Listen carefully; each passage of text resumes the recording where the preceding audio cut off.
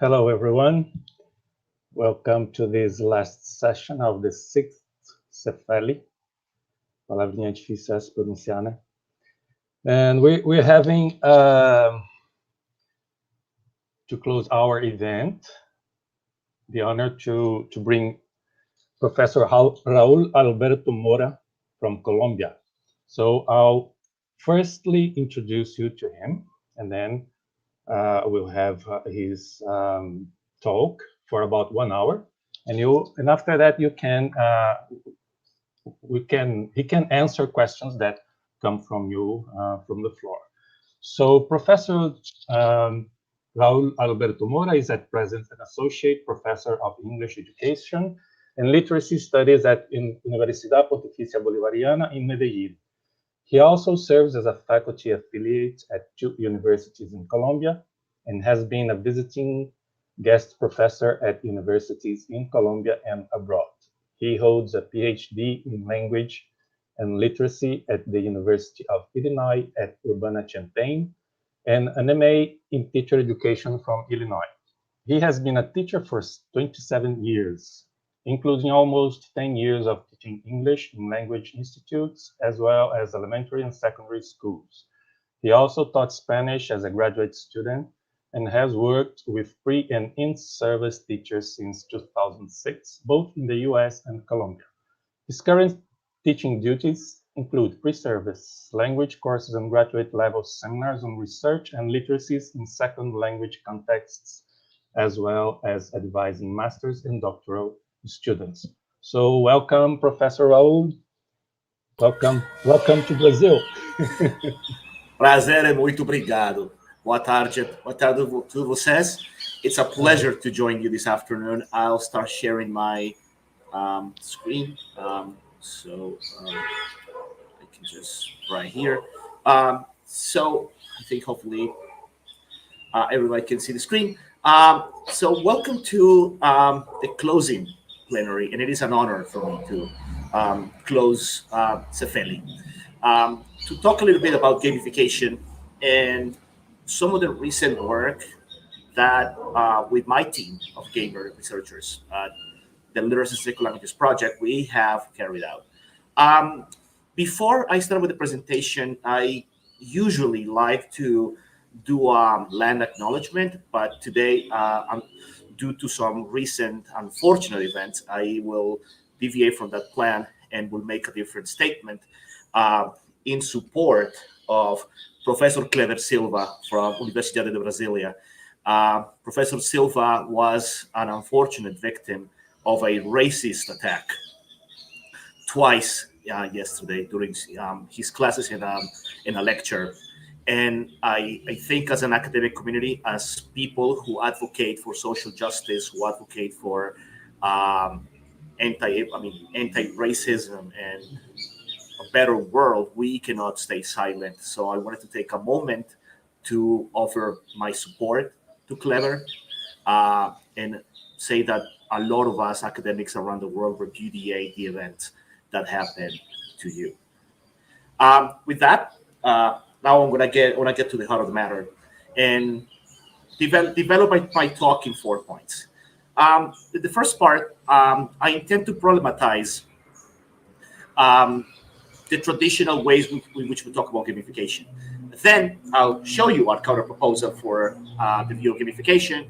Then I'll talk about how that plays in practice, show you a couple of case studies of our team and some of our researchers, and then a spin-off of this work on gamification that is a current or ethnographic project that I am carrying out myself. So as we get ready, I wanna share with you for a few minutes a slam poem from Kylo. Kylo is one of the researchers in my lab, and a couple of years ago, he wrote a poem about his experiences as a gamer, and I want to start with that. So hopefully the audio will work. And so it begins, the story of my life within infinite worlds and fields, where battles mean everything and dreams become real.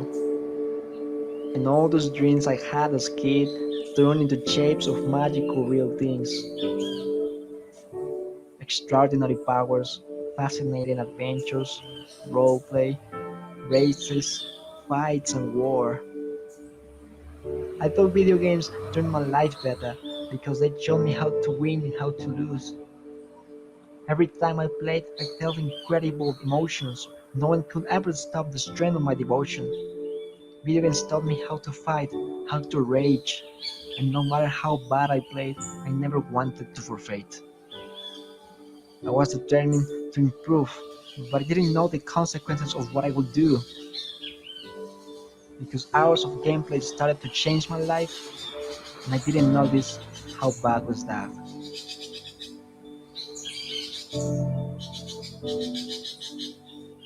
Indeed, I enjoyed and I laughed.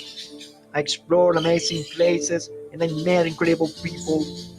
My teammates and I destroyed each and every pathetic hero. It is true, I love to play among friends, but I was afraid to be worse than them. So I started groundless competition between us, and all for what? Just for my personal blind ambition. My life didn't make sense at all.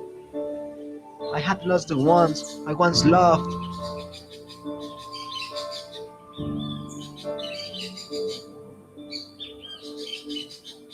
I hated myself to the point I didn't want to live anymore.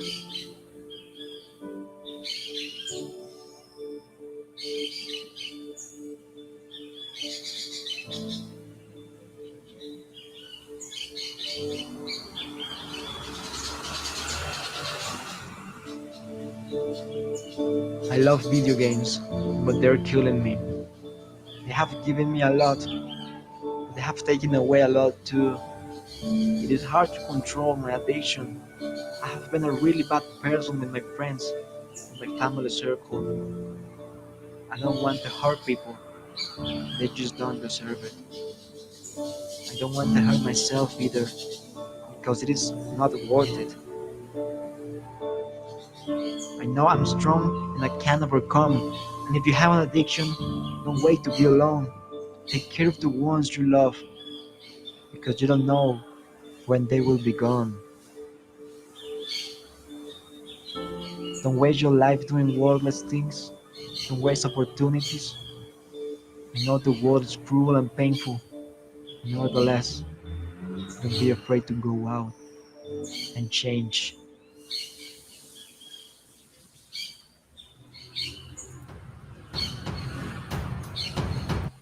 All right, so I wanted to start with the poem by Kylo, and the poem has a lot to do um, with the work we do. And a little bit of context: Kylo wrote this poem before he joined our research lab. So I'll keep bringing that up at different intervals in the presentation. So let's first let's start to problematize a little bit this the traditional understanding of gamification. So for this presentation, I decided to do a little bit of a Google search, looking for images about gamification, what I found. And I just pasted a few of those. And I found usually there were references to, you could see the code, you could see the reference to the joystick and references to the games. And then there is this picture with this person wearing whatever unicorn onesie playing a game. I showed that to my research team and they had no idea what that meant.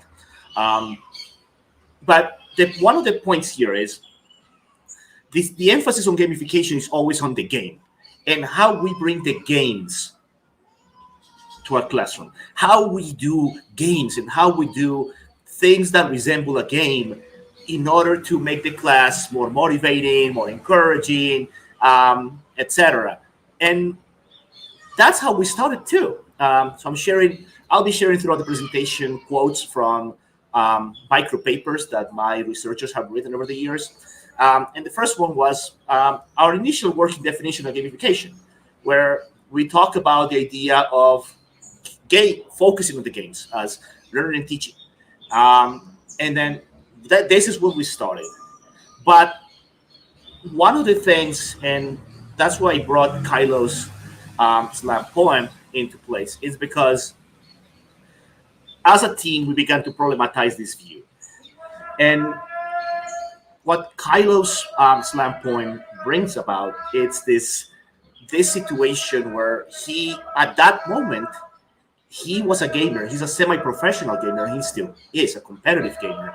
But at the time, he had this feeling that, as the third question says, like, do I have to stop being a gamer? Do I have to stop thinking like a gamer just because I'm going to become a teacher? And that's where we start problematizing these questions about gamification. Where are the gamer voices in this conversation? Why are they not part of the conversation? And we're thinking about teachers who are gamers. There is a likelihood that someone listening to this presentation today is a gamer and is in a classroom. And there is a very good chance that some of you who are teachers, if you survey among your students, you're going to find that your students are gamers. And then we're going to find that there are researchers who are gamers. So we started also asking questions about why just focus on the games? And again, back to the last question. Why are we creating this identity crisis on our gamers when they start to enter the profession? And when I say the last question is because that was something that we had to deal with within my research lab. So we started looking more carefully at how to develop the conceptual shift. And we took a three-pronged approach to that conceptual shift. First of all, we had to establish what we meant by gamer.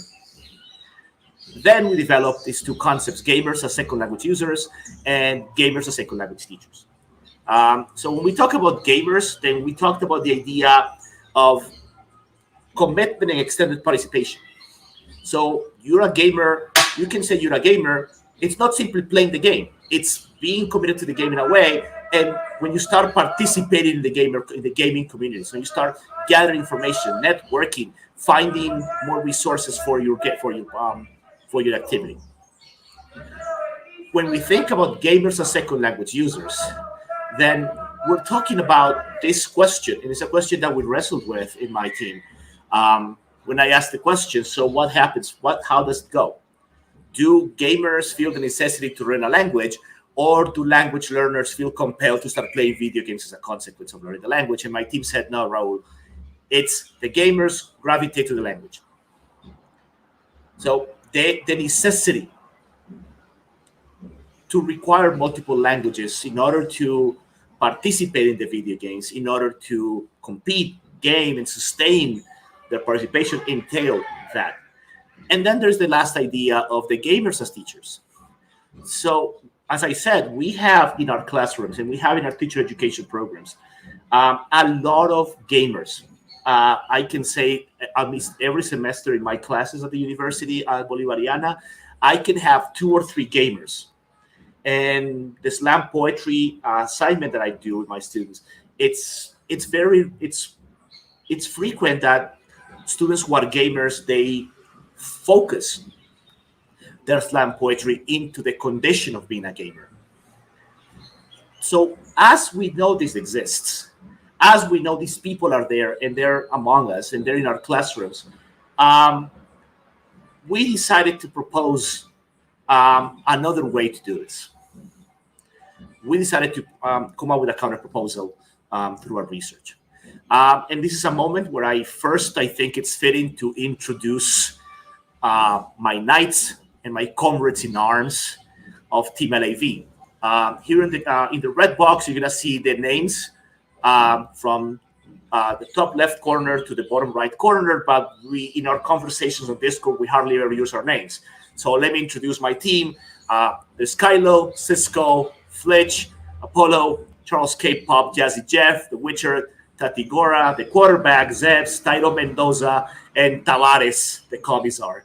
Tavares is a very instrumental member of one of the founding members of Team LAV, and the reason we went for the red star and the Cyrillic letters in the LSLP. This is the team I work with. I have been working with this team with a few variations since 2014, and we have remained a core doing our research for the past 3 or 4 years. So one of the things when we start thinking about rethinking gamification is the first thing we have to revise is the imaginary. It's the imaginary, what we mean by gamer, what we mean by a gamer. And I wanted to share this picture from, I think it's from South Park or South Park related cartoon, because one of the things we have noticed is that myth of the dude in the basement, the guy who spends an inordinate amount of time hiding in the basement, devoid of human contact, only playing games, it needs to be revised. Today's gaming communities are a lot more diverse, including age groups, language, and nationalities. And we have noticed, and Tati Gora has been instrumental in bringing that to the conversation, the presence of the gamer moms. Tati herself, she describes herself as a gamer mom. So she does a lot of gaming with her child and also with her partner. And they build computers together. So gaming is also a family affair. So as we start rethinking gamification, one of the first things we want to think about is don't assume that you know what a gamer looks like. Because sometimes you're going to find out that gamers also have an afro and wear bow ties when they're speaking in front of a camera. Hashtag true story. And it also goes into the idea of gamification, goes back into the founding concept of our research team, which is language as victory. When I say Team LAV, the LAV stands for language as victory. And LAV as a concept refers to the use of multiple languages, but we have zeroed on English for different reasons, on how we started thinking about victory, how you get to win, but also how you get to participate in the different communities that we belong to. In that sense, also, we start thinking of the gamer taxonomy. So based on the level of commitment, we can say there are people who begin as casual gamers with a few hours, but they start getting more interested. And as they get more interested, they become hardcore. And some take it to the next level, semi-professional and professional gamers. Within our team, we have all four. We have casual, hardcore, semi-professional, and professional gamers. And all of the gamers I showed in the previous slide, they are all involved in education, in classroom teaching in some capacity. And again, we also know from our data and from our experiences that the students fit within these categories. There are students in your classrooms who are semi-pro and professional gamers or hardcore gamers. So one of the things we want to think about, and I wanted to share right now, this is the graphic visualization of the language as victory framework.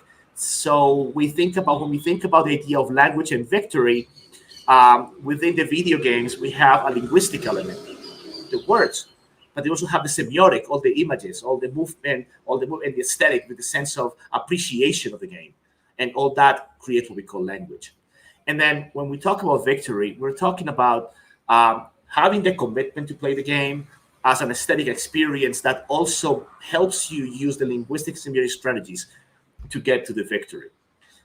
Conceptually, we have relied on ideas from multimodality, isotypes, super diversities, new and digital literacies, and polylanguage and translanguaging as how we use languages as resources. And our taxonomy has 4 moments. In LAV, as we learn to play the game, as we create networks, as we play the game, and within the identity of ourselves as gamers and as members of the games we play.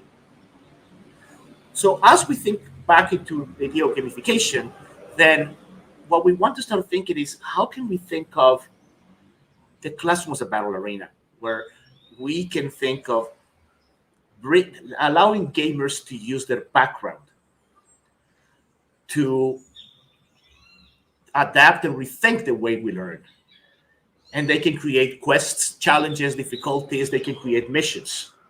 So it's more than just let's play the game, it's thinking about the elements of the game and then taking it to the next level, which is where we are right now, which is thinking about, and this is one of the dimensions, this idea of the gamer ethos.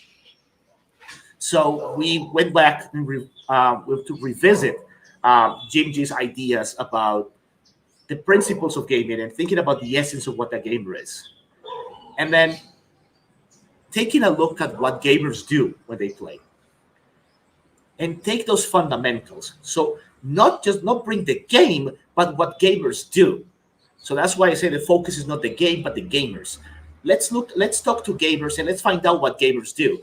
And let's let teachers who are interested in gaming in some extent, whether casual or even non-gamers who have the curiosity to find out what gamers do. Because I mean, one of the things we don't want to do is say that unless you're a gamer, you cannot do this gamification. You can still reach out and you can still network. And remember, find out what your students who are gamers do. And use that gaming experience and bring it to the classroom. And in that sense, you can get to the second one, which is the meta. So it's not simply creating the games or turning activities into games, but also the meta learning, thinking about how I can use all the strategizing, all the environment design, all the sustained engagement that happens in a video game, and use it as tools to get our students engaged in learning, or engaged, in our case, in the act of language learning. So, if I'll indulge, I'll just have a little sip of water before I continue. So I wanted to share 2 moments of how we, within the Literacy in Second Languages Project Lab, and of course, LAV, Team LAV, we have brought gamification into practice. So there are 2 moments. We talk about gamifying research and then gamifying teaching. So in this first moment, specifically within Team LAV, one of the questions we started asking ourselves is, okay, how can we take the gamer ethos and really merge it within our team so that our research team starts thinking like you would think if you were playing, say, for example, a double RPG or a MOBA or a mobile online battle arena, a multi role-playing game, that kind of stuff. We had this conversation. He said, well, within a team, there are multiple roles you can have, and some of the students become the tacticians.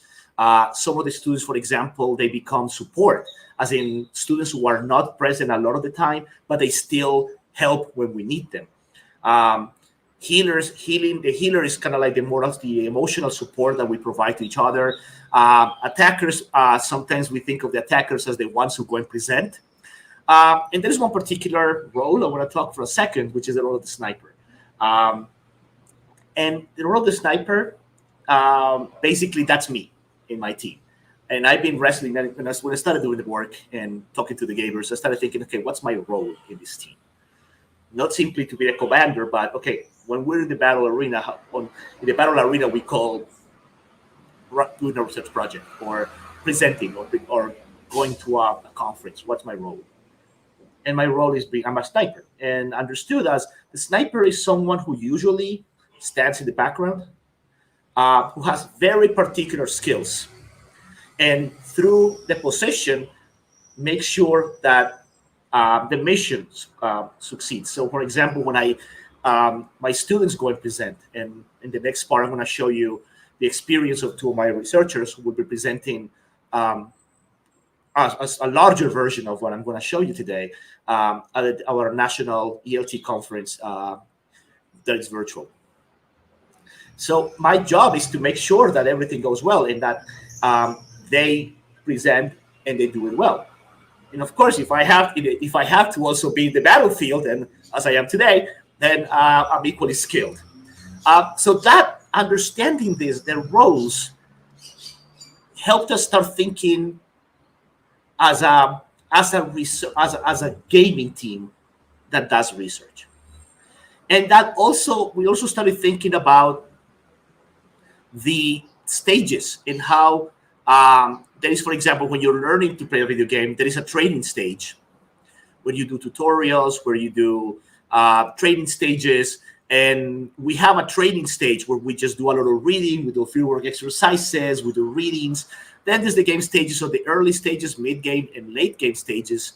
and how that, for example, becomes a research project. And during the project, there is a lot of debriefing. So we have a lot of constant meetings. And then there is the aftermath that, for example, is the scoreboard, the highlights that we call presentations and publications.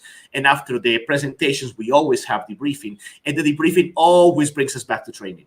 So there is this constant, because we talked about that how professional gamers, after a competition, they always go back to training. So that the training is not something that you do once. When you're playing a video game, you don't just do training once. You go back to training, to the training tutorials multiple times in the process. As you are honing your skills, as you are developing more familiarity with the game, occasionally you find yourself returning to the training. Kind of like what we do when we're doing research, that we occasionally go back and we read the literature that we're familiar with to get ourselves reacquainted with the fundamentals of, in our case, doing qualitative research. It also entailed in the sense of how we gamify our research, and this was a consequence of the pandemic. The pandemic made us change a lot of things, and in the case of my research team, we used to meet regularly in person, and then March 2020 came, and I saw the signs on the wall that they're going to send us home. They're going to send us on lockdown, as it happened in many places around the world. So with the help of my team of LAV, we decided to move to Discord. Discord was a platform that was initially aimed for gamers and now has expanded as for multiple constituencies, and we made our home. And part of that, it involved a lot of the stages that we mentioned before, a lot of the training. So we actually even gamified the experience of moving to Discord. So we designed tutorials, we designed ways to get people introduced into this. And as we were in the game stages, we did different activities to engage people. And one of those, for example, was, and Monica, one of our researchers and member of the advisory board, she came up with the idea of challenges. So we decided that every now and then we have challenges, kind of like show us your office place. Sometimes when we have a conference and we present massively, we have a challenge of every time you take a picture of your outfit right now, or what you work, what you're going to be presenting from. And that also has helped us create a very strong community. So one of the consequences of gamifying or thinking in terms of this level of gamification as the gamers has also been a very strong community. I mean, we had a strong community before, but I think with the work we have done on Discord and the gamification of these principles, of the ethos of the Gamification Act, I'm happy to say our research lab has gotten a much stronger community, where now we can offer ourselves a lot of support in terms of the emotional support. This past year has been difficult for all of us. In my team, we have dealt with multiple cases of COVID, and at least knowing that we're there has helped us find that level of support and camaraderie that sometimes is necessary when you're conducting research. Then there is another case. It's the idea of the experience of using lore in order to make a meta classroom. So this is an activity that Fletch is developing in his third grade classroom here in Medellin in a private school. As I said, Fletch is both a school teacher and a professional gamer, someone who has been incredibly successful at navigating all those worlds of teaching, being an emerging academic, still being a professional gamer. And Apollo, he's one of our resident gamification aficionados. He's really into the idea of gamification, so his work and his reflection on gamification has been fundamental for our work.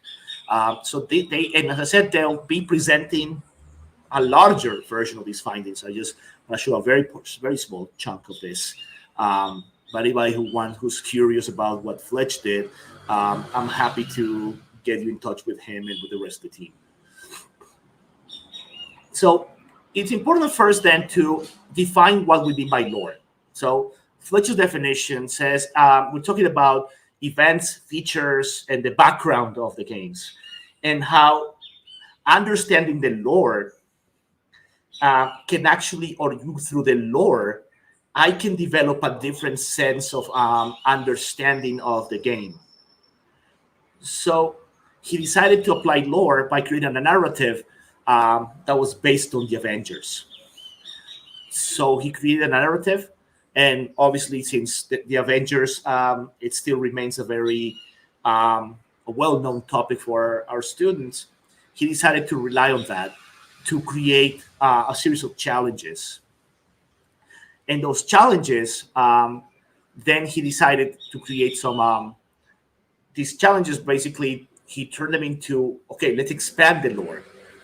And in expanding the lore, he decided to also have them learn to use bloggers. So they started writing blogs about the lore they were developing in tasks. And then they had to come up with a final production where students had to write blogs about their favorite Avengers. They had to solve some of the questions on the blog. And then through this lore, what happened is that students, again, remember, they're third graders, they were able to really get actively engaged in the process of learning the language. So in this sense, he didn't necessarily create a game, but he used the principles of learning to play the games and the principles of how one gets engaged with the video games. And he used those elements in order to get the students actively engaged in the process of learning. So as I was saying, the idea of gamification here, it's less about let's bring games. I mean, and again, we're not necessarily saying that bringing the games is a bad idea. So I also want to make that very clear that we're not saying that if you want to do the gamification through the games route, that's bad. What we're saying is we have options where you can look at gamification as the game and bringing the game to your classroom. Or you can start thinking of gamification from the perspective of the gamers that you already have surrounding you. Gamers in your class, gamers who are your students, gamers who are your colleagues. Take advantage of that knowledge and use it to create better possibilities to engage your students with language. Just to start finishing, and I have great time. I don't think I'm going to spend an entire hour because I would rather have time for questions and interaction and chance to clarify more things that the audience thinks I should clarify. I'm going to move to the last part. So this last part is the idea of, as I said, my students are gamer researchers. So I decided it was time for me to become a researcher gamer. I mean, although, to be honest, I've been playing video games since I was a child. I've never really gotten into the gamer ethos until I started doing the research. And I want to share, and this one is a little nut, and my students, when they heard this particular quote from this interview, they laughed at me for days. So this was part of an interview that I had the pleasure of conducting with James Paul G about 2 years ago, and finally got published in a book chapter last year. And in a moment, this is what he said to me, because I told him I was doing a little gaming at the moment. He said, quote, "You should start gaming. It's never too late. I started when I was 53. If I was able to do it at 53, you can too." Obviously, my students were reeling for the fact that I got burned. And they said like that, "You just got burned by Jim G." And I'm like, well, yes, at the moment. But I decided later, as I continued doing my work, I decided to take Jim G's advice. And this year, I reacquainted myself with a game I have been a long-standing fan forever, which is Mortal Kombat. I have been a fan of Mortal Kombat since it first came out in 1992. and I've watched all the movies, and I've kept track of the history. I kept track of the lore. But this year, for my birthday, for my 47th birthday, so it wasn't. I guess, Jim, if you ever listen to this, it wasn't that late. I decided to get myself Mortal Kombat 11. And as I got myself Mortal Kombat 11, then I started thinking, okay, what can I do? Because my path to the gamification or the gaming experience is different from that of my students. And right now, I'm at a moment where I'm doing something that I am calling, and again, it's a tentative name. I'm still trying to think a better name for that, but I call it reverse gamification for now. Again, that's what I'm calling it. I'm not super keen on the name. I'll come up with something better when I finish the project. But I wanted to explain what I meant by this idea. So what we have talked about gamification is the idea of using the principles of gaming in language learning, using the principles of gaming in language teaching. But I didn't come into video games as a gamer. I come into video games as a literacy scholar. So I said, why don't I just try thinking about how I can connect my background as a literacy researcher to the process of learning to play Mortal Kombat, and bringing my own connoisseurship of the field to the experience, and also finding the lessons I can learn. So it's going to be both. It's going to have orthographic moments in which I'm playing the game. And Jazzy Jeff, I found out when I shared the project that he is an avid gamer. He's an avid gamer, but he plays Mortal Kombat 10. So we're trying to figure out a way to bring ourselves in tune of playing either Mortal Kombat 10 or Mortal Kombat 11. I'm collecting a lot of screenshots. I'll be collecting playthroughs, and I'm collecting orthographic notes. So let me share quickly a couple of things I've learned over this process. But just introducing the notion of connoisseurship. So when we talk about connoisseurship, we refer to Elliot Eisler's idea of this aesthetic relationship with knowledge. So how the idea of connoisseurship is not simply being an expert, but being someone who appreciates the experience. So in the sense I'm bringing my appreciation of literacy theory and my appreciation of Mortal Kombat to develop a sense of connoisseurship. In the sense of connoisseurship, the first thing I started thinking is, I think I want to treat Mortal Kombat as a genre, or a genre within the fighting games. But Mortal Kombat, again, as one of the longer standing and one of the most popular and most well-known video games of all time. I decided, if I want to really learn to play this game, what if I treat this as a genre, kind of like a writing genre? And I started asking myself the question: How did I learn academic writing? What was my journey? What was the process of academic writing? And I started thinking, academic writing is a genre. Mortal Kombat is going to be a genre of its own, in the sense of it, I know what I need to do. And one of the first things I said, one of the things I did when I was learning to write, was read. Going back into that cyclical relationship that Paulo Freire has long talked about, that that the unbreakable relationship between reading and writing, and how writing is necessary in order to read, and read is necessary in order to write. I said, well, one of the things I did in order to learn to write better was read a lot of texts in that genre and become familiarized with the nuances of the genre. So I decided I needed mentor texts. I needed a mentor text. And I found a YouTube channel, this particular YouTube channel. And this person, Samuel Ramogo, he posts a lot of battles from Mortal Kombat, Mortal Kombat 10, Injustice of the games. So I always keep track of the notifications. So whenever there is a new video, I sit down and I watch it carefully, just to see what he does. and I watch other videos just to see what they do. In things, for example, of how they make combos, or how they do defense, or this may sound a little gory, like, for example, how they perform the brutalities in the Mortal Kombat 11. So I can then go back. Then I can, after I watch the mentor text, I can go back to play Mortal Kombat 11. And part of that, and I think it's also part of finding my own, it's how I started kind of like customizing the characters with the names. And I started coming up with names that had pop culture references or references to the movies.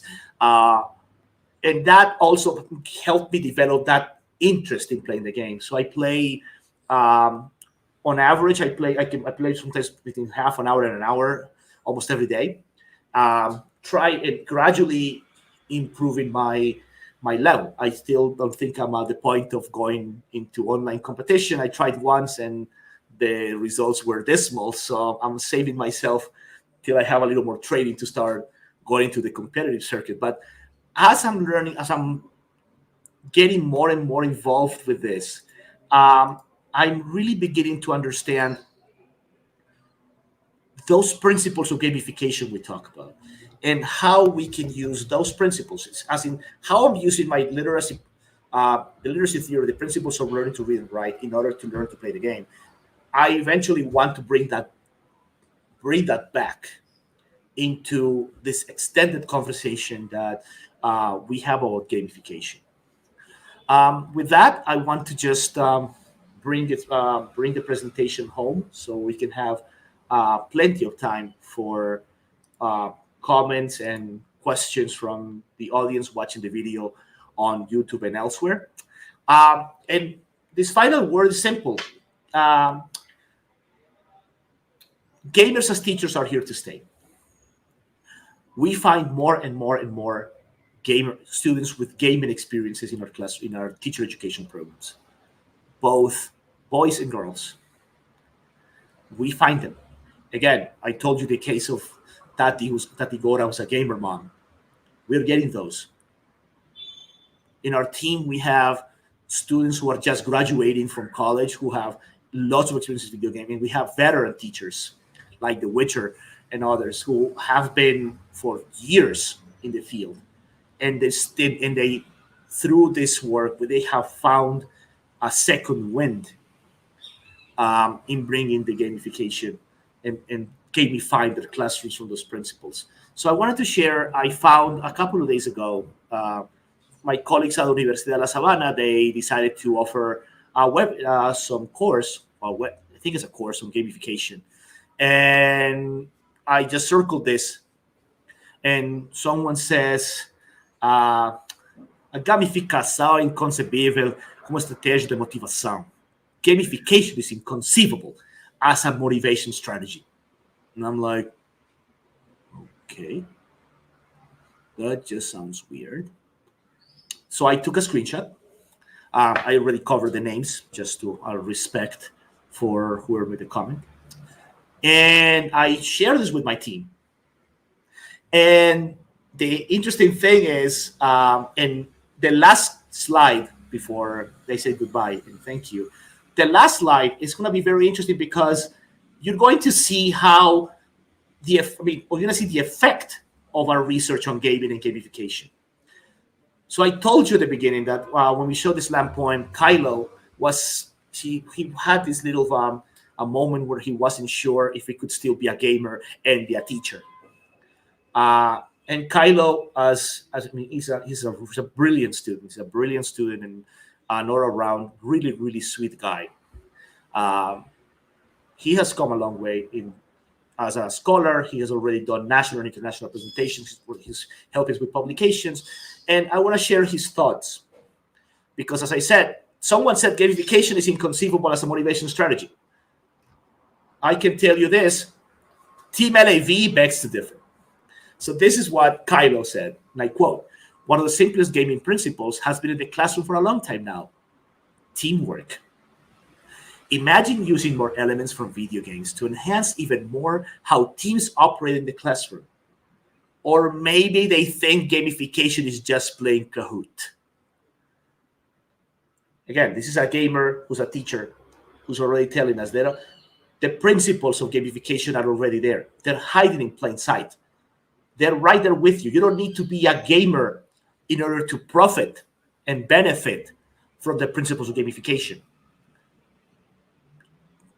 The lesson in this case, I would say, is a lesson I learned over working with my team, with Team LAV for the past almost 7 years, with people who have come and gone, and everybody who's been part of LAV, they know that we always carry it in our hearts, in the sense of teamwork and camaraderie and trusting each other, that we can help each other, we can learn from each other, we can support each other. And that's why you can see our motto in the logo, as if we say, we play together, we win together, we die together, Team LAV for life. So on behalf of my comrades, my colleagues and my co-researchers at Team LAV, I just want to say muito obrigado for the invitation to be with you this afternoon. Happy to continue the conversation. There you can see my email and my Twitter account. And anybody who wants to learn a little more about the Literacies in Second Languages project, you're welcome to check out our website, literacies-in-project.org, or follow us on Twitter and Instagram with the handle LSLP Legion. So once again, my gratitude to everybody who was watching this in whichever platforms you were following. I noticed some people were on YouTube, and I imagine there were others. And being 49 minutes of that, I think I really want to take advantage of the time left to address any questions folks in the audience have.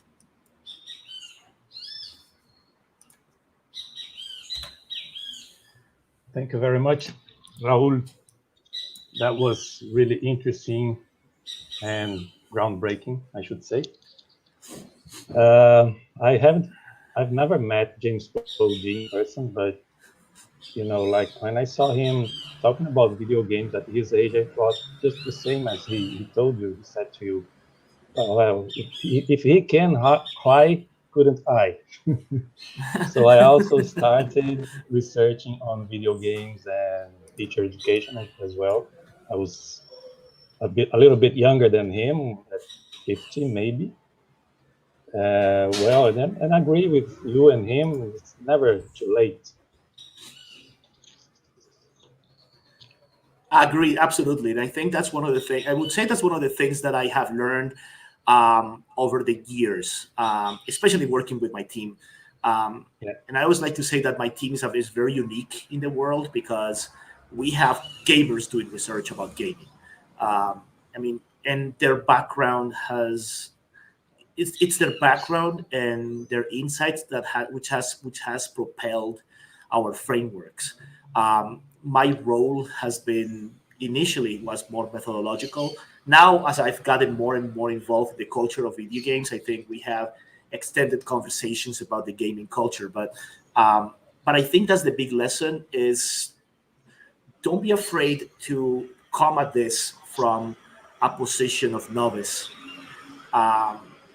If you do it honestly and you do it in a way that is respectful, the students will teach you, and then you can learn together. So I think that has been the biggest takeaway. Like the community we have built across the entire lab, but the LAV it's been special because we really think as in the sense of we're not just a research team. We're a research team that has applied the principles of gaming into how we develop our work. Yeah, and that's what I think. That's what that's the key to it, because when we talk about using video games in the classroom, people think that you are going to use the classroom as a tool to teach, and it's not just that. It's much more than that. But when you mention gamification, and then you brought that comment about this guy who was kind of disgusted about it, so In my view, when I hear about gamification, I think of something like challenges and prizes, challenges and prizes, and how do you say this?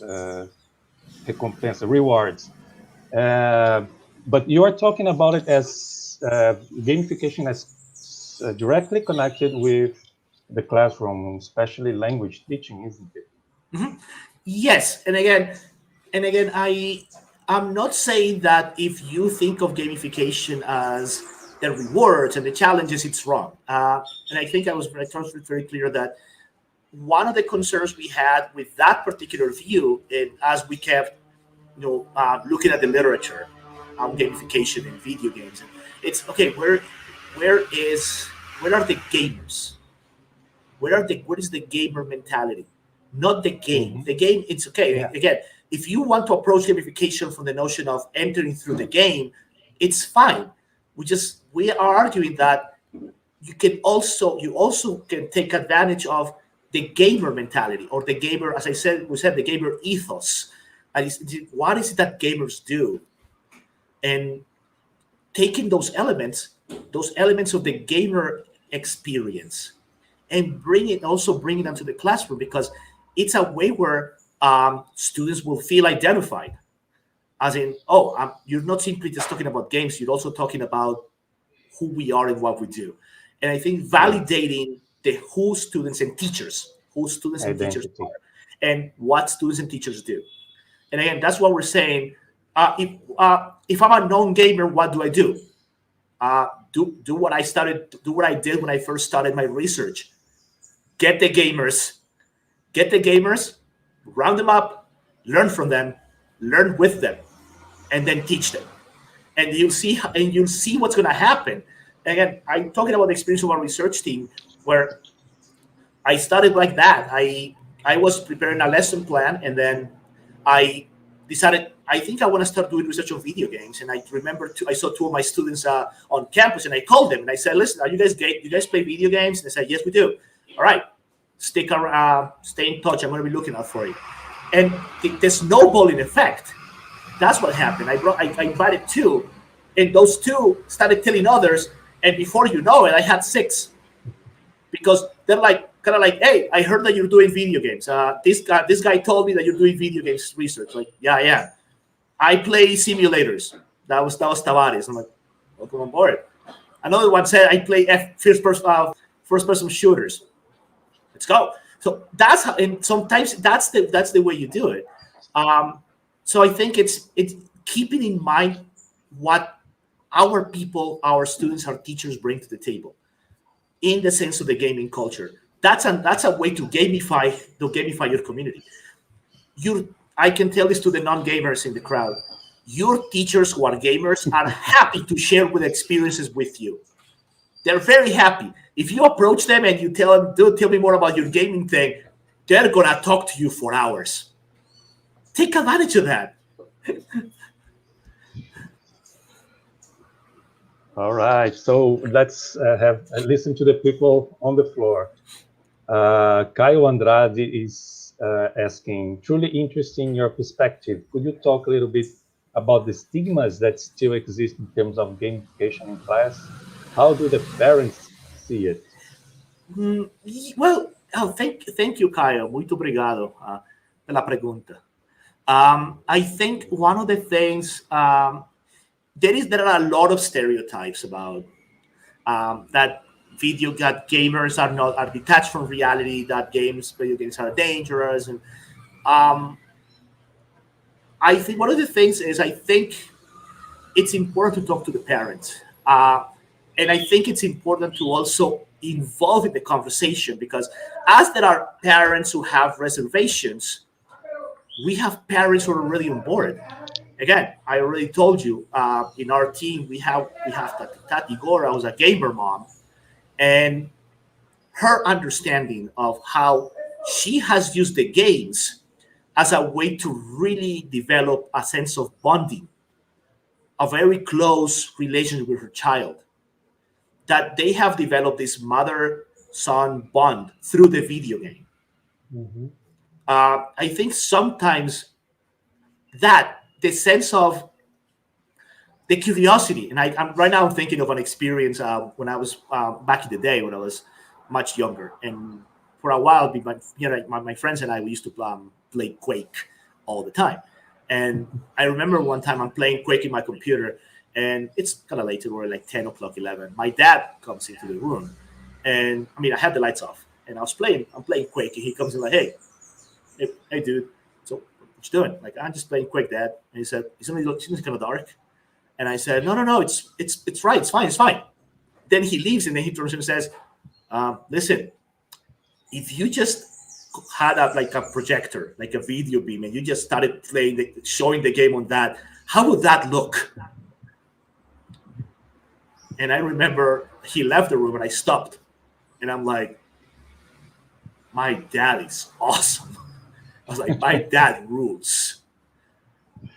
And my dad doesn't play video games, but the fact that he was genuinely interested in that moment, and he offered me that, yeah, why don't you play on a bigger screen? That's, again, it's 1997. I was epic. And for me, that helped, that strengthened the bond. So I would say, don't simply stigmatize the gamification experience. Find out why it is that the children gravitate to that, and see how you can use that as a way to understand the culture better. I think once we start understanding the culture of gaming better, we can move past some of the stereotypes and the stigma that still remains. I see that because, again, I work with my gamer researchers, and we have worked together on creating a new counterculture about the culture, about the way people talk about video games in education. All right. Now, sorry.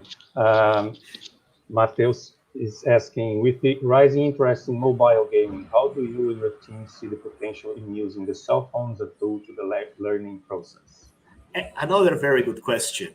I think in my view, when somebody was talking about, I saw a comment on YouTube about new literacies and digital literacies, it's all connected. I don't necessarily see the cell phone as a hindrance in the learning process. I just think it's a tool that we need to know how to maximize. So there is potential in some, and we have seen, again, making a reference to Kahoot, that some people have been bringing that, the Kahoot experience, the app where you just write the questions, students get to answer the questions on the phone. Now, can we do better than that? Because at the end of the day, Kahoot is just another way of raising your hand. So if we're gonna start thinking of the mobile gaming and thinking gamification and how mobile gaming is gonna play into that, the question we have to ask ourselves is, what are we gonna do with this? Because the smartphones are not gonna disappear. They're not gonna go anywhere. So we can take the reactionary position of completely disregarding them and rejecting them, or we can find ways to meaningfully integrate it, and think about what we can do with the cell phone. It's not related to gaming itself, but one of the things I've got used to doing with my students is using the smartphones, using the camera to create multimodal videos. I do that all the time. I call it minimalistic multimodal videos, where all you can use is your cell phone, your smartphone, and whatever is in your pocket. And that's all you can do. So that's another possibility right there for you. But I think, let's say, demonizing the cell phone as in, oh, it's distracting students. Students are not paying attention. Like, why don't we do something better? Instead of stigmatizing and demonizing, why don't we turn this on its table and use it as a learning tool itself? I would say that would be my take on Mateo's question. All right. There are lots of questions coming in, very interesting ones. So, Laís Costa asking about girls. Do you have any girls in your team? Do girls like to play too? And in this note, is the engagement different depending on the gender of the student? Thank you for that question, Lais.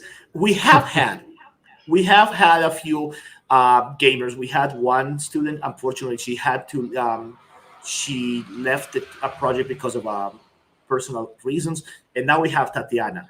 One of the reasons we haven't had that many is because we have it in our program. I mean, I recruit my students directly from the teacher education program. And in that case, the majority of the gamers are male. So it's been more an issue circumstance than our lack of desire, because we have done the search. We have looked for them, and there is actually one of the things we have found is that the engagement is very similar. They just sometimes they gravitate to different games, but they're still there. I mean, for example, when we talk about the framework, the language as victory framework, we have noticed that the engagement runs across the board. That even, I mean, gender and even sexual orientation have no real bearing on it, just not on the games you choose or the genres you play or how committed you are. No, we have noticed that.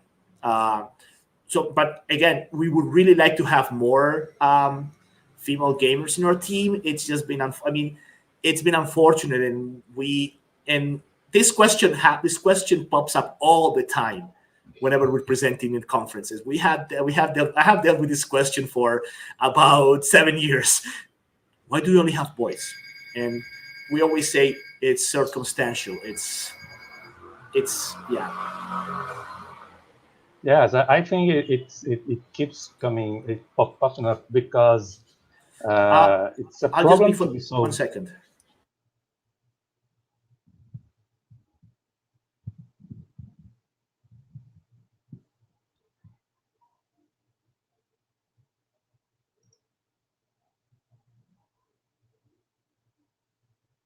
My apologies. Just somebody was kept knocking. They were knocking the door.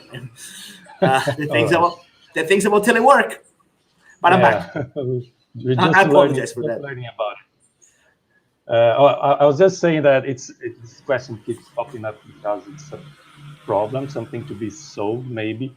I also faced the same problem because I was starting a research project 2 years ago, and I wanted to have a balanced team, but it was very difficult to find girls to take part in it, and even as participants in the research itself. But I try to have to bring girls to my team all of the time, whenever it's possible. There's another. This is quite interesting as well, Jefferson. Professor, thanks to this amazing presentation. I would like you to comment on teachers' role when it comes to helping students analyze their own practices when they play games. Ooh, that's a really, really good question. Thank you so much, Jefferson. I will answer the question from my perspective as a teacher educator. But definitely, this is one question that I'm definitely going to relate to my team, since I have practicing teachers, and they're also doing their own stuff, like Witcher and Flitch and a few others. I think in the sense of how I have been doing this with my students, it's first of all, again, since I'm in teacher education, I have been helping them understand that playing the game and learning the language, or playing the game and teaching the language, are not things you separate. It's not, I mean, when you're a gamer, that's part of who you are. Being a gamer it's part of my identity. It's kind of like having brown eyes or blue eyes or green eyes, and you cannot stop. I mean, even if you wear contact lenses, your eyes will still be green, brown. That's the color they are. And we don't force people into the profession to, oh, you have to change you have to work different color contact lens for your eyes, or we don't do this separation with for example, with people who are into arts, or people who are into music, or people who play instruments. We actually love the fact that, oh, you can play the guitar, you can use music as part of your teaching. why do we do that with gaming when there is potential for looking at these practices? And to continue with the question, the other thing that we do, and that's part of the framework for Languages Victory, is we look at what gamers do when they're playing and the multiple ways in which they use languages as resources to better understand the game. They use the resources to execute the game, to participate in those communities that sometimes are global. And even in the global communities, people can speak, and you can have 3 or 4 languages. We've had some of our researchers gravitate to Korean because they need it in order to succeed in the game. We have researchers gravitating to Russian because they need some words in Russian in order to participate in certain, especially, for example, in flight simulators. They need that. So as we make better sense of how gamers gravitate to language, what kinds of language strategies they develop, I think it becomes easier to really translate that into the classroom in the sense of how we can help our students develop a better relationship with the languages they're learning. Very nice. So another one has just come in. Marco Aurelio, a lot of people believe games is the same as gamification. Could you clarify that? Absolutely. I mean, first of all, when we think about gamification, we're thinking about using either elements of the games that I weave into the class, or in our proposal, the principles of gaming that we weave into the class. The game is just the physical item, and if we think about games, games in schools and games in the classroom have been around for a long time. I mean, long before we started talking about video games. I think gamification became a little more specific in the sense of video games. But we have been incorporating games into especially in language classrooms. We have played games. We have been using games in our classes for as long as I can remember. I think the conversation of bringing the principles or bringing the elements of the game without bringing the game, that's when we started having the conversation of gamification. So we can bring the game and not gamify the class. And we can gamify the class without bringing a single game. Now, we can also bring the game and use it as a way to gamify the class. So the game is the physical element that we sometimes bring to the class. The gamification is either elements from the game that we weave into our curricular practices, or the principles of playing games that we also bring and incorporate to our practice. Okay. We have some comments coming in as well. Mateus, gamification is an exceptional way to instigate students and create a more entertaining and engaging classroom. Great talk and projects. Well, thank you, and I'll be sure to relate that to my team when I debrief with them later this weekend. Good. Caio, I am enjoying your speech. Usually I analyze the way my cousin and siblings interact with games, and I realize that there is something more than that. So you're right. Well, that's how we started going into this. We started thinking about, okay, why do we use languages? I mean, even the question of languages victory is a very simple question. It's a question we started debating. Okay, so what's the point of using why do we use multiple languages when we play a game? And one of my researchers said, to win. We rely on we bring the multiple languages into the game so we can win. Okay. Then we started expanding the LAV framework, but we started with the notion of languages help me win. That is a necessity, and I think that's an important element when you're thinking about language learning.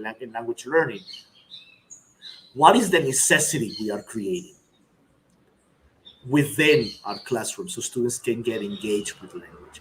When they go into the games, there is a necessity. The necessity to participate, the necessity to stay engaged, the necessity to win. I mean, because even if you lose, if you're still engaged, you're going to return to the game and you're going to play it better. And then you realize, oh, I may need more vocabulary because maybe the problem was I didn't understand an instruction in the middle of a playthrough. I didn't understand that word. Now I know I need to find more words. So what is the necessity that's created, and how we can think about that necessity that we create in the class. And I think about necessities that are organic, not necessarily the necessity that society tells us about why we should learn languages, but think about the necessities your students themselves have for their daily lives, and how that is one of the lessons we can learn from the gaming experience. This means a lot to me. I have been gaming since I was little and have been researching in this field for some time now. I'll make sure to read your papers later. Wonderful. And please reach out to me, right? Write me, feel free to email me, and maybe what we can do is we can find some way of connecting or networking with my researchers, so you can also get insights from my gaming team. So please, if you saw my email in the final slide, just drop me a line, and I'll be happy to connect you with the rest of the team. Oh, Alessandra, I'm sure third grade students were genuinely open to language learning in a scenario so meaningful to them. I mean, the game scenario. Yes, I can speak. I've seen. Fletch showed me the entire thing. He showed me the whole thing he did. And again, what I showed is just maybe it was like a small sample of what he did. And I like to bring his example because he's also been helping others. And that's what I remember at the Paris I said, when I said, talk to the gamers, they'll be happy to talk to you about it. Fletch has been doing that. And some of the teachers who are non-gamers are reaching out to Fletch to ask him questions. Because I think there is so much that we can learn from the game scenario. Again, there were no prizes, it's just not the element. The element is that when you're playing a game, gradually you start finding challenges, and you have to get creative in order to solve those challenges, whether it's a multiplayer role-playing, or a MOBA, or first-person shooters, or even fighting games. In this case, for example, of Mortal Kombat, you always have constant challenges, and you have to find ways to overcome those challenges. If we can bring that sense of the challenge to the class, so that every time the students face the language, they start finding ways to overcome challenges, I think we're onto something.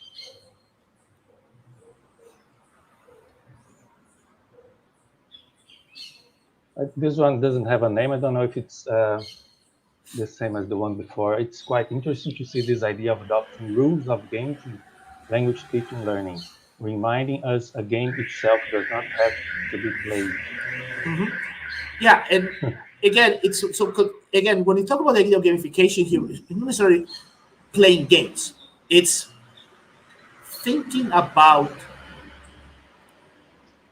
what we do when we play, and how what we do when we play can become the basis for more enriching learning experiences.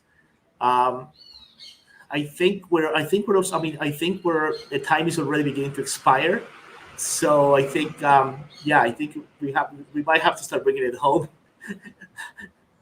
My friend Vanderlei. Sorry? I think time is winding down, and I think we have to start.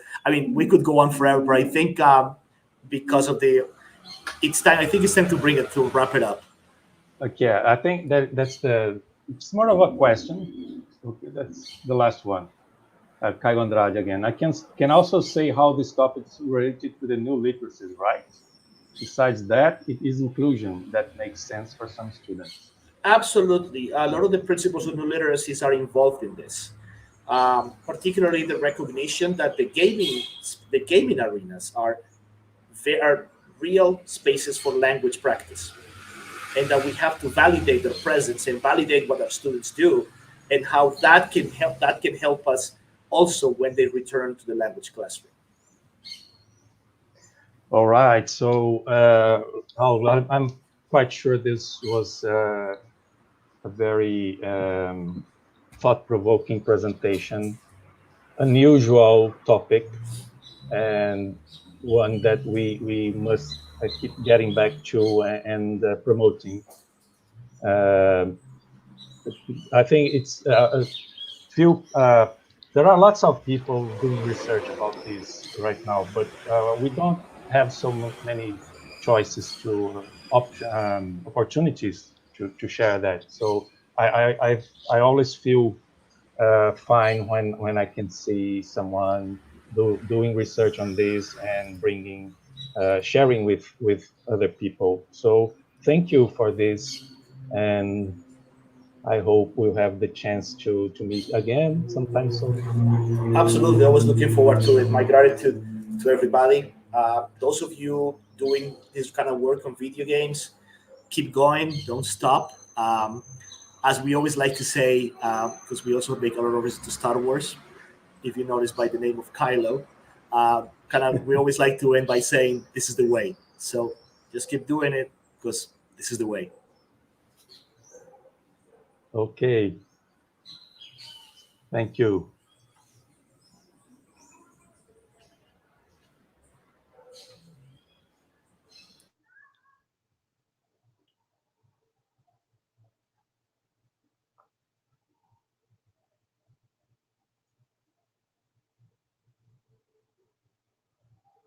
Muito bem. Vamos mudar agora para o português e chegou o momento do encerramento. Com muita tristeza. Foram 3 dias muito bons, ótimos, né, com muita atividade, e acho que para nós aqui da organização correu mais rápido do que para vocês, mas muito proveitosos. Eu acho que dá para a gente perceber um pouco sobre as vantagens, né? Não vou falar das desvantagens não, mas as vantagens de fazer um evento assim remoto, pela possibilidade de ter mais pessoas participando de lugares diferentes, né? Então, isso eu acho que enriqueceu esse evento este ano, mas eu fiquei muito contente com tudo que foi feito aqui nesses 3 dias e gostaria de ter podido compartilhar isso com vocês, né? Então, eu tive pouco tempo para na abertura, né? Me deram só 5 minutos aí, agora me deram 15. Então agora eu aproveito para falar bastante, né? Também já mais tranquilo, relaxado, então eu posso falar um pouco mais. Mas também não vou abusar de vocês, não. Porque foi muito rápido na abertura, né? Tinha alguns pontos que eu gostaria de ter falado um pouco mais profundamente, né? No primeiro SEFELI, em 2011, eu na abertura eu disse que eu tinha encontrado, assim, conhecido muitas pessoas, né, trabalhando com o ensino de inglês, e eu resolvi fazer o SEFELI e tinha aprendido muito com essas pessoas, né, estava aprendendo muito com essas pessoas. Então eu tinha feito o SEFELI para compartilhar isso com outros, né, com outras pessoas. E então o primeiro, né, no primeiro a gente teve uma programação muito boa, ótima também, e que teve todo o seu foco nos letramentos, né? Nós tivemos, por exemplo, o Valquíria Montemor, que esteve aqui novamente este ano. E eu, né, também movido por uma observação assim da realidade, não só aqui, mas em boa parte do Brasil. Já fazia décadas que o ensino comunicativo estava em voga, né? E ele já não estava mais dando conta das questões que estavam sendo colocadas. E aí eu pensei, eu acho que a gente precisa começar a focar em outras coisas também e trazer outras opções, possibilidades para que as pessoas tenham acesso a isso, né? E eu estou muito contente hoje, depois de 10 anos, poder ver essa programação tão rica e diversificada, com tantas possibilidades, né, de trabalho. E trabalhar em sala de aula, de formar professores, essa integração toda que teve, que era outro objetivo também, né, aproximar a escola da universidade, a universidade da escola, e eu acho que esse ano isso ficou mais evidente ainda. Então, assim, eu me sinto como que com missão cumprida, né? Aquilo que eu tinha pensado, projetado, e vejo que 10 anos depois teve frutos muito bons. E outra coisa que a gente notou também, né, para isso também, isso só aconteceu porque eu pude contar com uma equipe muito boa, né? Vou falar dela daqui a pouco. A gente percebeu que havia, não só na área de inglês, mas nas outras, no trabalho com outras línguas também, uma lacuna, né? E aí a gente começou a abrir para que outras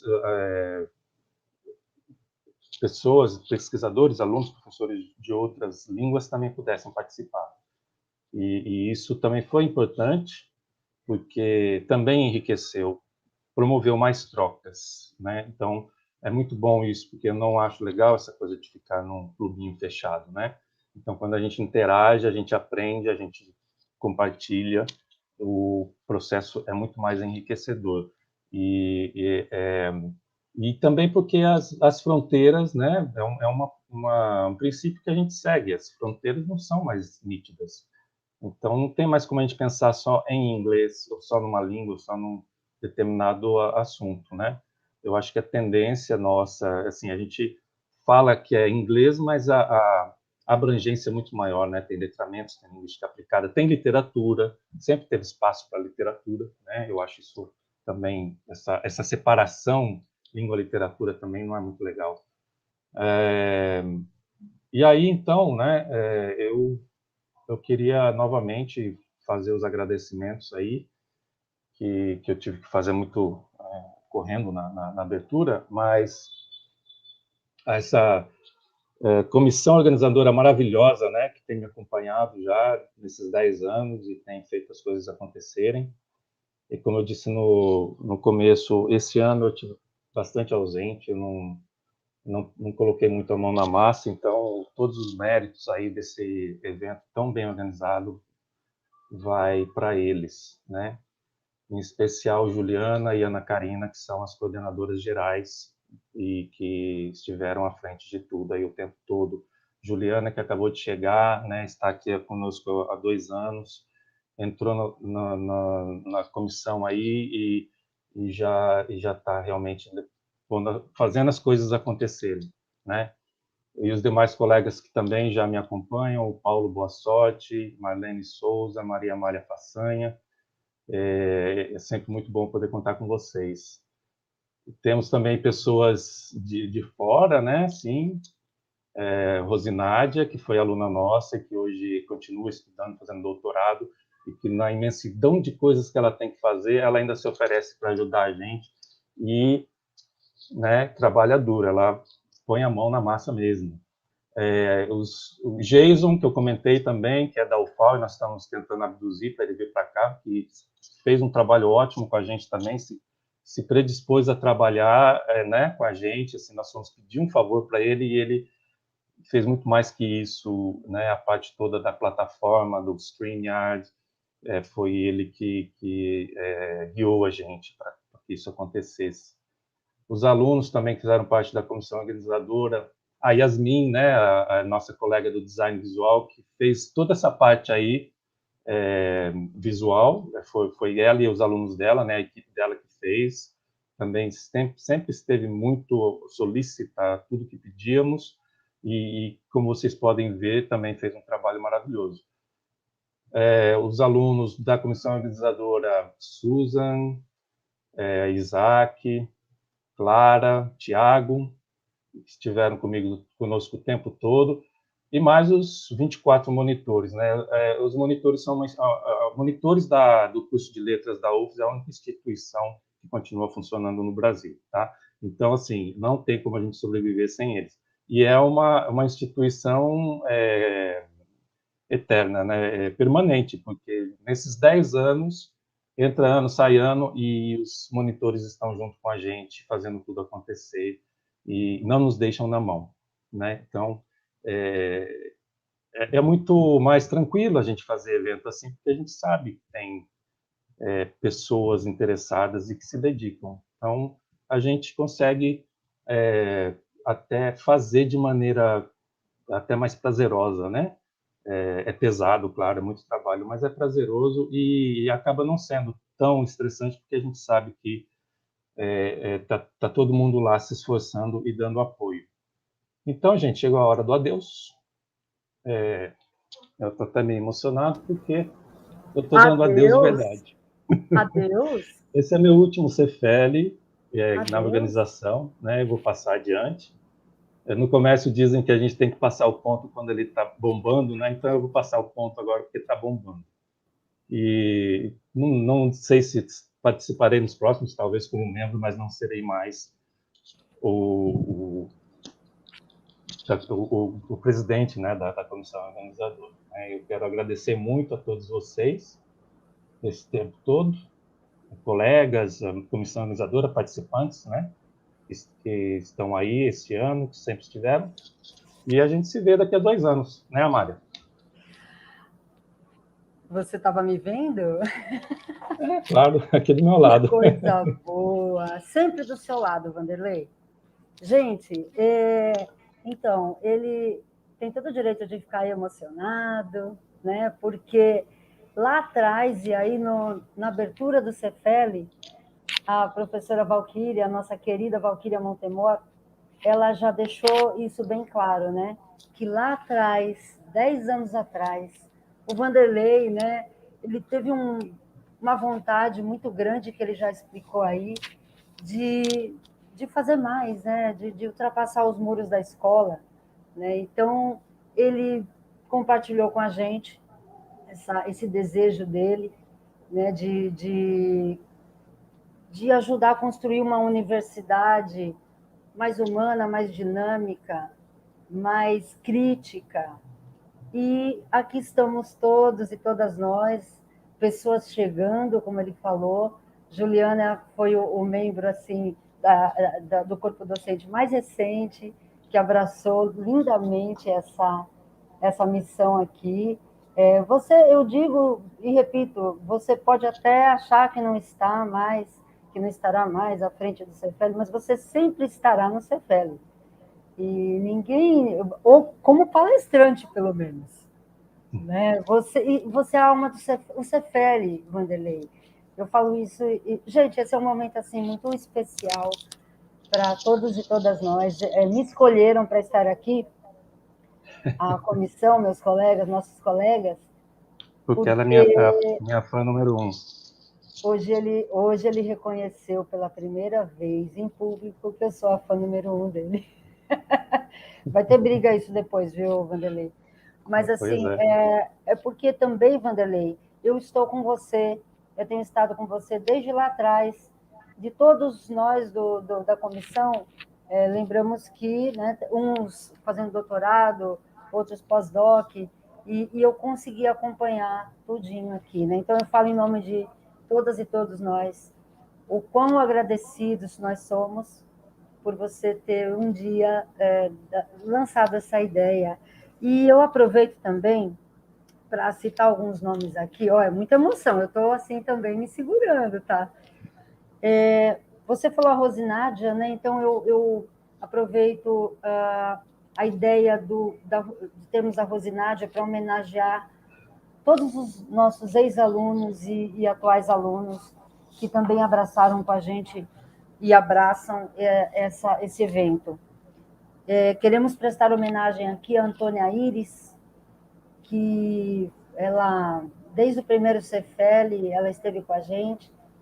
Foi citado o nome dela hoje na passarela da convivência, né? Antônia Iris foi um dos primeiros nomes, vou segurar aqui a emoção, foi um dos primeiros nomes que, infelizmente, em Sergipe veio a falecer por conta da Covid. Então, a gente presta essa homenagem a ela.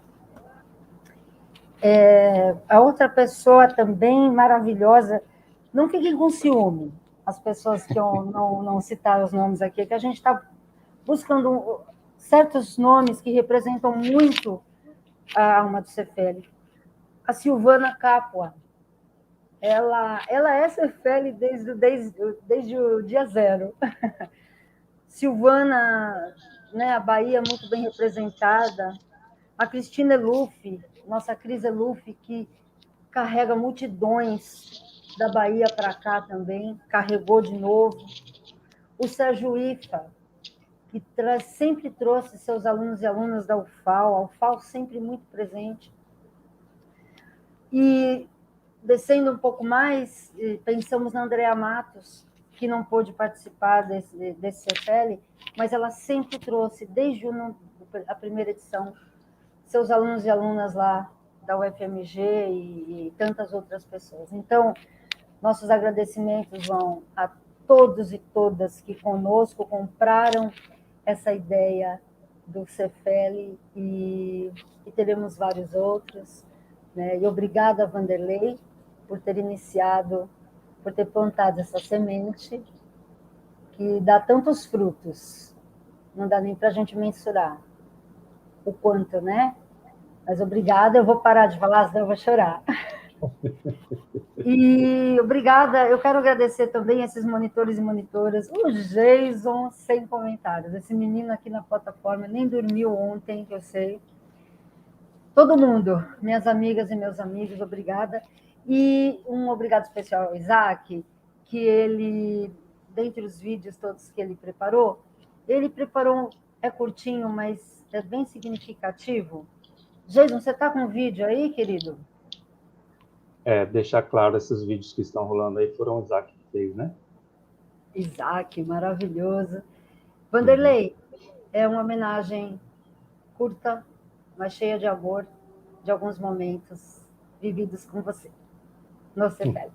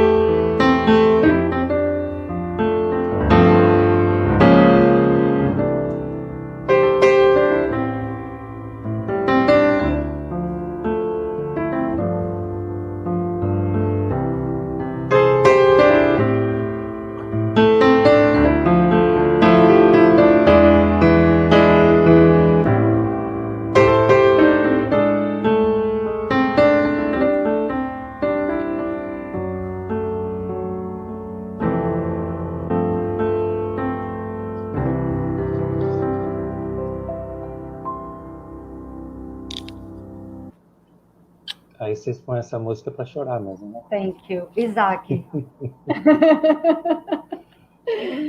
Legal. Obrigada, gente. Vanderlei, no momento em que tanta gente sofre, né? Eu quero dizer só mais uma coisa, esse SEFELI transbordou humanidade, transbordou emoção, afeto, o que eu pude assistir foi isso, muito afeto, muito amor. E é isso que a gente te oferece. Beijo para você. Obrigado. Eu encerro minha fala aqui. Um abraço bem apertado de todas e todos nós. Obrigado, Amari. Não, falta a gente. Como é que é o nome daquele programa lá? Daqui a pouco vocês vão começar a trazer foto minha de criança. Como é que é? Arquivo confidencial. Karine, enxugou as lágrimas? A gente tá tudo combinandinho aí, ó. Tá vendo? Pessoal, a gente tem uma última homenagem também, a gente queria agradecer. O Vanderlei também já falou aí quase todos os nomes, a gente espera que não tenha esquecido de ninguém, mas a gente tem uma última homenagem aí, né? Por favor, Jason, coloque aí a nossa última homenagem de hoje. Eu não sei se é a última, né? A gente fica aqui assistindo.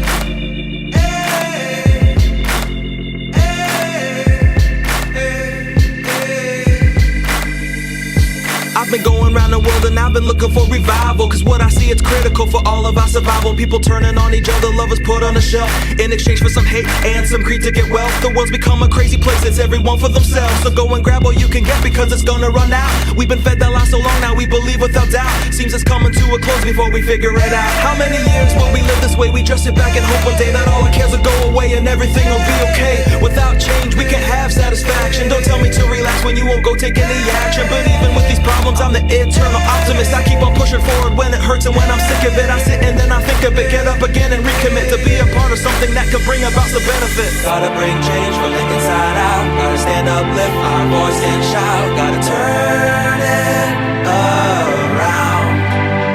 From the streets of the cities to the government games, from the homeless in the shelters to the buildings in flames, we gotta turn it around. We gotta turn it around. From the presence filled with people, money running the game, to the orphans around the world who need a family name, we gotta turn it around. From the women on the street who are looking for love, to the junkies who are trapped trying to give up the drug, we gotta turn it around. We gotta turn it around. Have you ever looked outside and didn't like what you see? Or am I the only one who sees the things we could be? If we would make more of an effort, then I think you'd agree that we could make the world a better place, a place that is free. Life is really what you make of it. You gotta give and take a bit. Someone's always up and someone's always in a pit. Someone has too much and someone dreams of more, and someone's wondering why they didn't see this all before. And every now and then someone comes to try to take me down, but I keep moving forward, try again and rise it from the ground. And if I have to, man, I'll even go. Muito legal, olha, e a música melhorou bastante, hein? Que bom! Não, eu chorei com essa. Muito bom. Eu chorei com essa música. Que ótimo trazer todos os monitores. Não tem que botar os rostos, né? Aqui, essas nos corpos. últimos eles estavam lá com a gente no palco, né? Tirando fotos, exatamente. Aí, assim, nessa sessão de homenagens e agradecimentos, a gente faz um agradecimento especial ao Jason, como o Vanderlei já falou, né, que importamos e abduzimos da UFAL e nos ajudou aqui com todas as transmissões, fazendo um trabalho voluntário. E aproveito para divulgar o trabalho que Jason faz.